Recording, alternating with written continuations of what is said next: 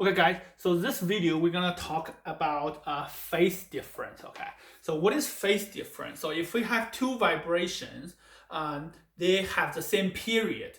We have to have the same period to talk about phase difference, because if they have different period and then the phase is going to be changing and it's not going to be constantly in phase or out of phase, right? So if we talk about phase difference, if there's a consistent phase difference, and then we have to have same period. Say this: if these two things are the bouncing, right? Bouncing like that. This one reaching the top and this one is reaching the top as well. Now we say these two things are in phase, okay? And in phase works even if, we can talk about phase difference, even if the amplitude is different. Say if this one reaching here, this one reaching here, and this one reaching here, here. As long as this one reaching top, this one reaching the top as well, they are in phase, okay? They don't have to have the same amplitude. So, and the next thing is, if one going up here, reaching the top, the other one reaching bottom, well, that's 180 degree out of phase. 180 degree, okay? And then if say this one is in the middle and this one is reaching the top, and when this one going to the top, this one coming to the middle now. Now there is a 90 degree out of phase. So this one we say is leading this one 90 degree, okay? So in a reference circle, a whole circle, say, let's say we draw two here. We draw two to show these two have different amplitude. So one bounce to here, the other one is top. It's kind of this kind of situation, okay? All right, say if this one is reaching the middle position, this one is here, so it's gonna start to go up, for example, at this time. And at this time, this other one, say this blue one, the blue one has already reached over here. Okay, so the blue one is over here at this position. Okay, and then these two are gonna rotate, and we can say the blue one is leading this one at a 30 degree angle. So once blue is reaching the top over here, that's the top of the blue, and the black one is still going up. Let's say it's probably going to reach the top over here. Okay, at 60, it's going to reach the top. And then blue only need to go through a 60 degree. And then it's already going to reach the top over here, right? And where this one is going to take a 90 degree to reach the top, okay? And then let's say if I draw here, this is going to be 360 degree, and which is going to be the period. So typically here, you're going to see a time. So say, well, what is the period? Let's say the period, say t going to equal to 2 seconds. So that is going to be 2 seconds, and that is going to be 1 second, and that's 0.5 seconds. So that is a quarter, which is 90 degree, okay? Obviously, we don't normally put 90 degree there, but you need to know, like, what does this actually mean, okay? All right, and then, so this one's gonna reach the top, and then it's gonna start to fall down. When does it reach the middle? It's gonna reach the middle, again, 30 degree earlier than this one. So it's gonna reach over here, okay? And then exactly how much time is that? You can calculate it. 30 degree, the whole 360 degree is gonna be the period, which is 2 seconds, t. So that t will tell you 30 degree is gonna be, you do that. That's 60 divided by 360 degree. So you will be able to calculate that's a quarter of a, 1/6 of a second. Okay, 1/6 of a second. So that will be leading this, this one leading this one 1/6 of a second. Okay. All right. So anyway, you are not going to be required to calculate this anyway. So don't worry about it. Okay. And then you come to here. This is going to reach the top earlier. So when I reach, this is going to be here, and this bottom here will be the same as over here. Okay. So I probably didn't draw it very well. So, and then this is reach the bottom, and then going to start to come down. Reaching here. And then reaching over here. So that is one period of this one, going from there up to here. This one is going here like that. So you can see they're leading. Okay, and then in your question, if you see the first question over here, this question, you can see when we talk about leading or lagging, it doesn't even have to be the same thing. It doesn't even have to be two things that's bouncing. What you can say is, you can say it's the speed, the velocity, the displacement, and acceleration. And the acceleration, say if you have the we did this one before, the y is over here, the acceleration is actually in the opposite direction, and then the speed is this direction. Then we can say the acceleration is leading this one 90 degree because they rotate that way, and then speed is leading y 90 degree as well, and then they're all gonna rotate that way. Okay, so that is the first question. So in this video, I particularly want to talk about question 3, because question 3 is a very difficult question, and it's using the application of a tidal period. Okay, all right, let's check out how it works.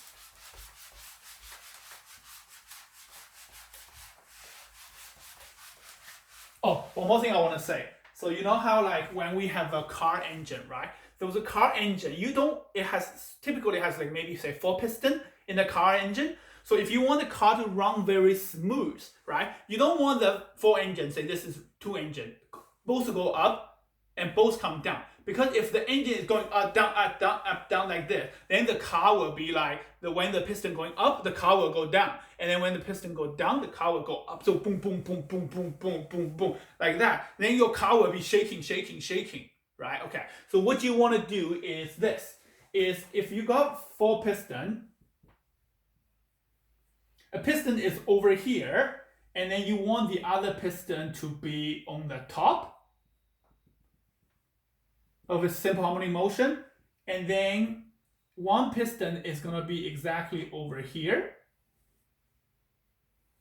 and then one piston is going to be over here. Oh, hold on, 4 of them, right? Oh no.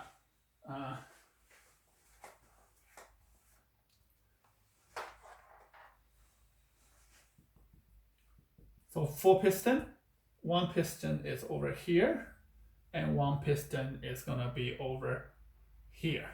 Okay, so this piston is going up, reaching the equilibrium, and this one starts to come down. This one is going downwards with maximum speed. This one is about to go upwards. Then you can see now, when this one comes down, this one's gonna go up. Then when this one reaching the bottom, and then this one's gonna go up. So now you got a 90 degree phase difference here, 90 degree and 90 degree. So now you can see it's gonna be this one punching, this one punching, this one punching, and this one punching. So this will be a lot more smooth because this upward movement will cancel the bottom movement. When this one is punching the top and this one is punching the bottom. So in that way, the car will be stable.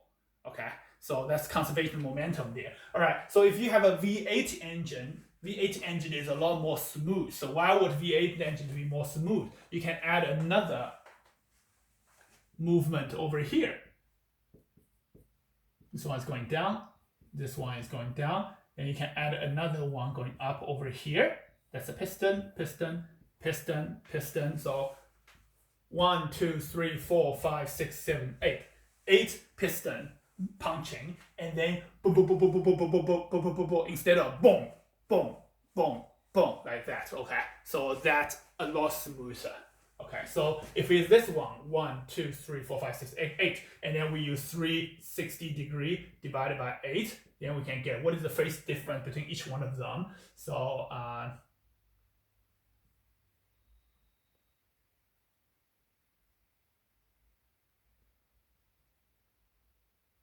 so 4, 8, 32, 45 degree. Okay, so this one leading this one 45 degree. This one leading this one 45, leading 45, leading 45, leading 45, leading 45, 45. So in that way, it's going to become very smooth. Okay. All right. So without further ado, let's have a look of the most difficult question in your book. Okay. All right. So it says on a particular day, Dunedin has a high tide of 1.8 meter. It's high from low. Okay.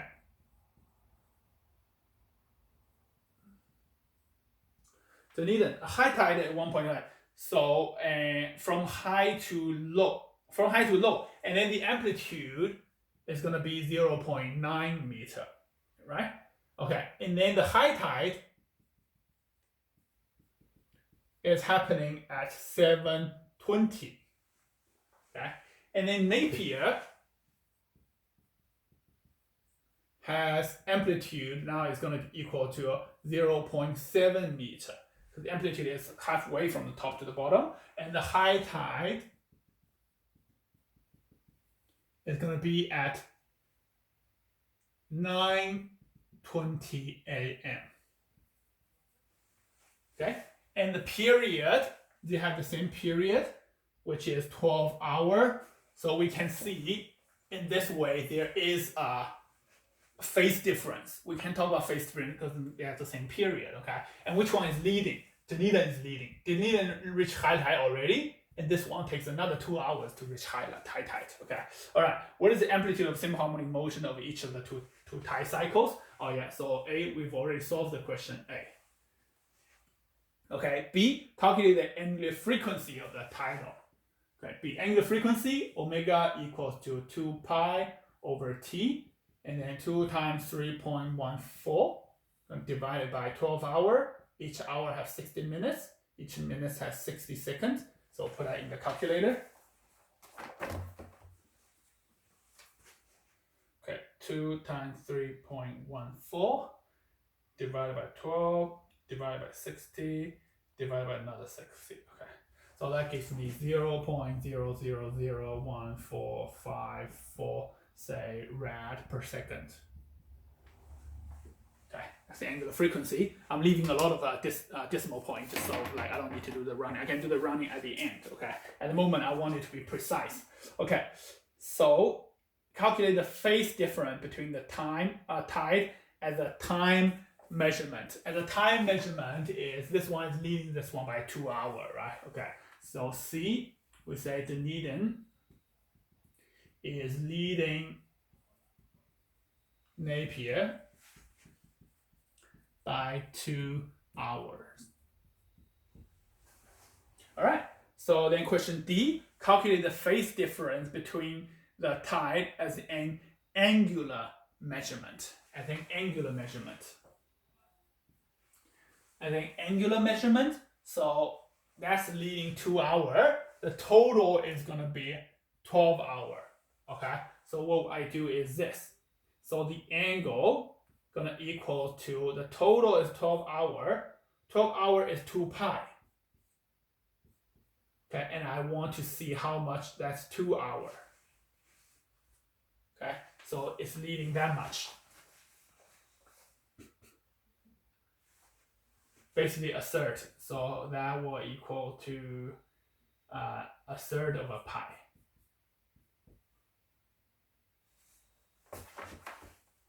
A third of a pi is a 60 degree. All right, that's a third of a pi, yeah. Pi is 180, so it's 60 degree. Okay, 60 degree. So we want to, but let's use rad. Say 3.14 divided by 3. Give me 1.047, say rad. Okay, I can also say this is actually just going to be 60 degree. Okay, all right, so next one, calculate the difference,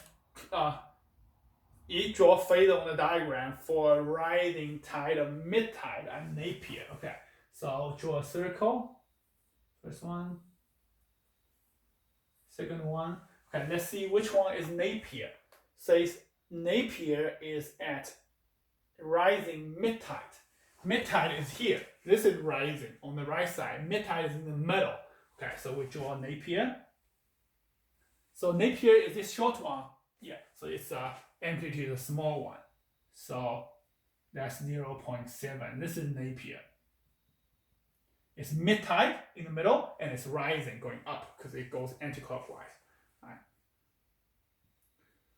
Okay, and then which tide leading? Dunedin or Napier, and obviously this is Dunedin leading. We've already established over here, right? Dunedin is leading, okay? And then when it is mid-tide and Napier, it is approaching high tide as Dunedin. Okay. So we'll draw where is Dunedin. Dunedin is 60 degrees ahead of Napier. So Dunedin will be over here.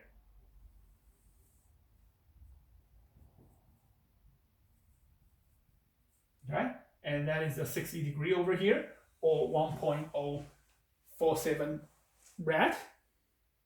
Calculate the distance the water level at Dunedin is yet to rise to reach its high tide level. Okay, yet to rise. Yet to rise, it has already rise that much. It's just how much is yet to rise. So this part, I'm gonna use a red pen. I want to calculate this part over here. Okay, that little part, what I'm gonna do is I'm gonna use the total, which is the 0.9 total radian. Okay, and I can calculate over here because I know there's a 30 degree over here. That's 60, that's 30. Okay, so I'm gonna go, that's 30 degree. Okay, so cosine 30 degree is gonna equal to this. Let me call this x. Okay, x over 0.9. Okay, so what does x equal to? X equals to cosine 30 degree times 0.9 equals. You can use this rad to go do it as well. Okay, it's the same thing. Okay, cosine 30 degree.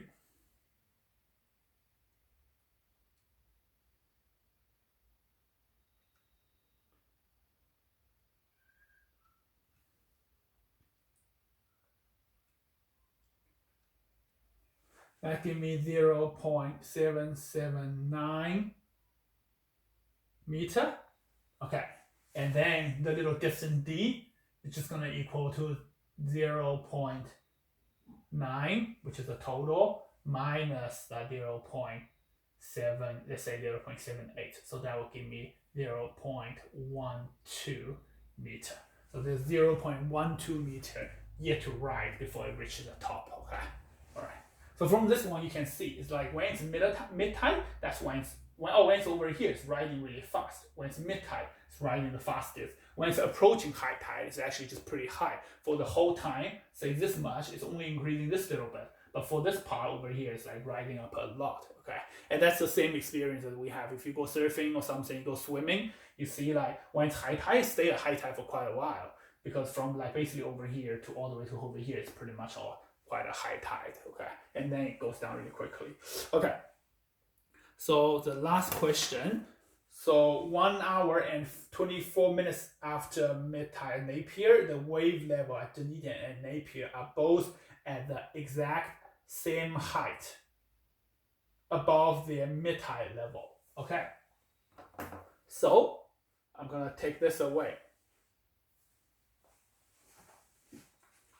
Or I'll draw another one, okay? I'll write this answer to this corner here. So cosine 30 degree equals to x over 0.9, x equals to 0.779 meter, and d equals to 0.12 meter. Okay, so now I'll draw another reference circle because this thing is rotating.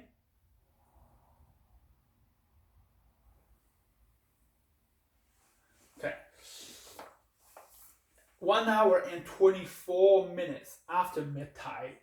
So the water level of Dunedin and Napier are both at exactly same height above their relative mid-tide level. Okay, so this thing is going to rotate to say here.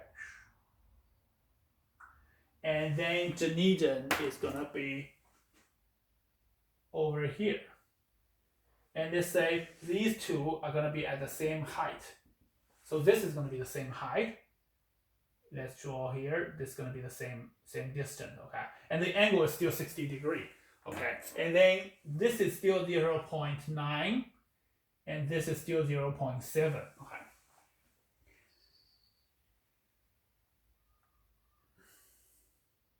Calculate the time it will take the tide at Dunedin to fall from this down to its mid-tide level. Okay, so let's write that's Dunedin.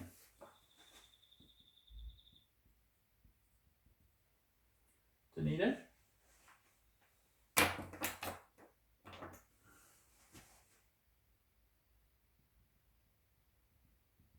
Okay, the time taken for Dunedin to fall to its mid-tide level. So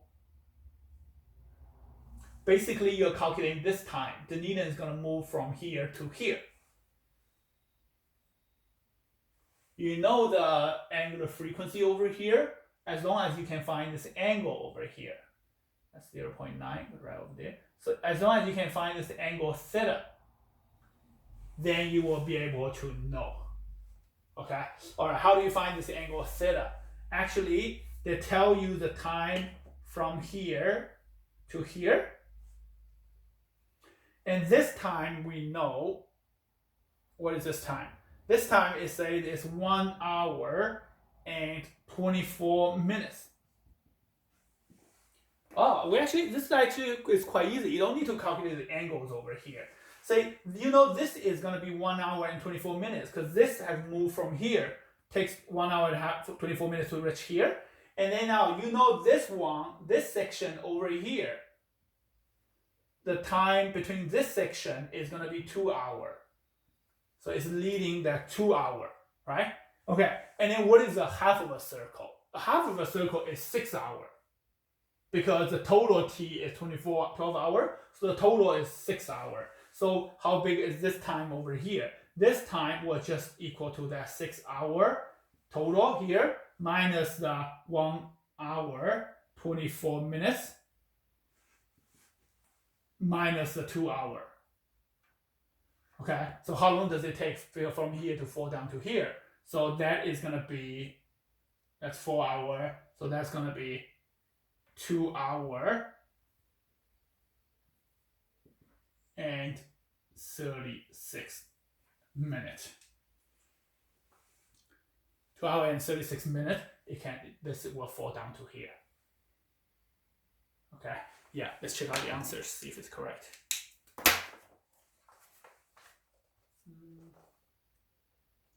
252.